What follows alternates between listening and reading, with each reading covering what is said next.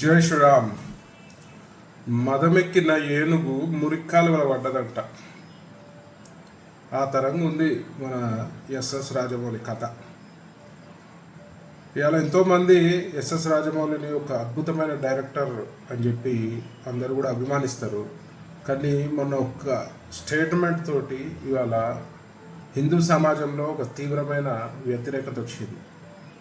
మరి ఎస్ఎస్ రాజమౌళి, నేను కూడా ప్రశ్నిస్తున్నా, నువ్వు దేవుడిని నమ్మకపోతే నమ్మకు, మరి నీ ప్రతి ఒక్క సినిమాకి ముందు పెద్ద ఎత్తున పూజ చేసి మరి ప్రారంభోత్సవం చేస్తావు కదా, మరి నువ్వు నమ్మనప్పుడు ఎందుకు చేస్తున్నావు? ఆల్రెడీ అందరు విమర్శిస్తున్నారు, దేవుని కథలతోటి నువ్వు అడగోళ్ళు డబ్బులు సంపాదించినావు అని చెప్పి. మరి వాస్తవమే కదా. మరి ఈ హిందూ సమాజం నీ యొక్క సినిమాలను చూడకపోతే ఓన్లీ నాస్తిక కుక్కలతోటే నువ్వు సినిమా చెయ్యి, ఓన్లీ నాస్తిక కుక్కలనే అలౌ చేయి నీ సినిమాలకి. మరి హిందువులు సినిమా చూడకపోతే నీ బతికేమవుతుంది, నువ్వేమవుతావు అనేది కూడా ఆలోచించాలి. నీ బాహుబలిలోనే చెప్పినావు కదా, అహంకారంతో విర్రవీగే బల్లాల దేవ లాస్ట్కి ఎట్లా పతనమైందో నువ్వే చూపించినావు కదా.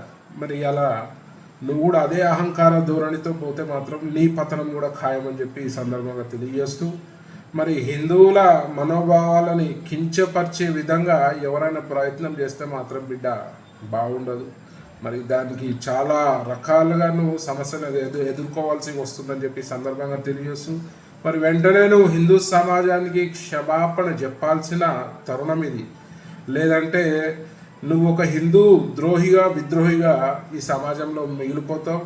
నీ ఎంత టాలెంట్ ఉన్నా కూడా పనిచేయదు. ఎందుకంటే ఒకసారి హిందూ సమాజం విద్వేషిస్తే నీ బ్రతుకు హీరో నుంచి జీరో అవుతుందని ఈ సందర్భంగా తెలియజేస్తూ వెంటనే నువ్వు క్షమాపణ చెప్పాలని చెప్పి నేను డిమాండ్ చేస్తున్నా. జై శ్రీరామ్.